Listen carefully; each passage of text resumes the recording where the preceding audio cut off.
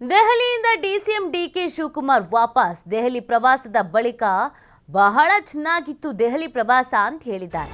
DK Shivakumar ಅವರು ಈ ವಿಚಾರಕ್ಕೆ ಸಂಬಂಧಪಟ್ಟಂತೆ ಮಾತಾಡಿದ್ದಾರೆ. ನಾನು ಸಿಎಂ ಇಬ್ರು ಸಿಆರ್ ಪಾಟೀಲ್ರನ್ನ ಭೇಟಿ ಮಾಡಿದ್ವಿ. ನಮ್ಮ ಸಮಸ್ಯೆಗಳ ಬಗ್ಗೆ ಹೇಳಿದ್ದೇವೆ. ಅವರಿಗೂ ಈಗೆಲ್ಲ ಅರ್ಥವಾಗಿದೆ. ಮೇಕೆದಾಟು, ಭದ್ರಾ ಮೇಲ್ದಂಡೆ ಯೋಜನೆ, ಮಹದಾಯಿ ಎತ್ತಿನಹೊಳೆ ಯೋಜನೆ ಬಗ್ಗೆ ಮಾತಾಡಿದ್ದೇವೆ. ಎಲ್ಲರನ್ನೂ ಕರೆಸಿ ಮಾತನಾಡುವ ಭರವಸೆಯನ್ನ ನೀಡಿದ್ದಾರೆ.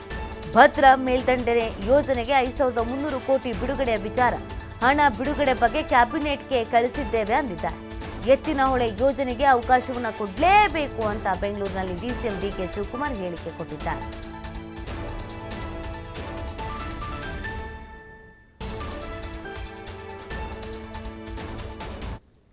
ಎಲ್ಲರೂ ಸೇರಿಸಿ ಮಾತಾಡ್ತೀನಿ.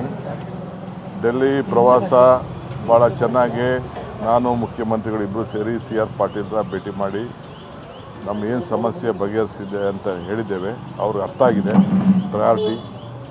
ನಾವು ಕೂಡ ಟ್ರಿಬ್ಯುನಲ್ ಅವಾರ್ಡ್ ವಿಚಾರದಲ್ಲಿ, ಮೇಕೆದಾಟು ವಿಚಾರದಲ್ಲಿ, ಎತ್ತಿನಹೊಳೆ ವಿಚಾರದಲ್ಲಿ ಮತ್ತು ಅಪ್ಪರ್ ಭದ್ರಾ ಯೋಜನೆ ಮತ್ತು ಮಹದಾಯಿ ಇಷ್ಟನ್ನು ಕೂಡ ಕಳಸಾ ಬಂಡೂರಿ ಇವೆಲ್ಲ ಕೂಡ ಪ್ರಸ್ತಾವನೆ ಮಾಡಿದ್ದೇವೆ. ಅವ್ರಿಗೆ ಮನವರಿಕೆ ಆಗಿದೆ, ಇದು ಪ್ರಯಾರಿಟಿಲಿದೆ ಅಂತ ಅಂದ್ಬಿಟ್ಟು.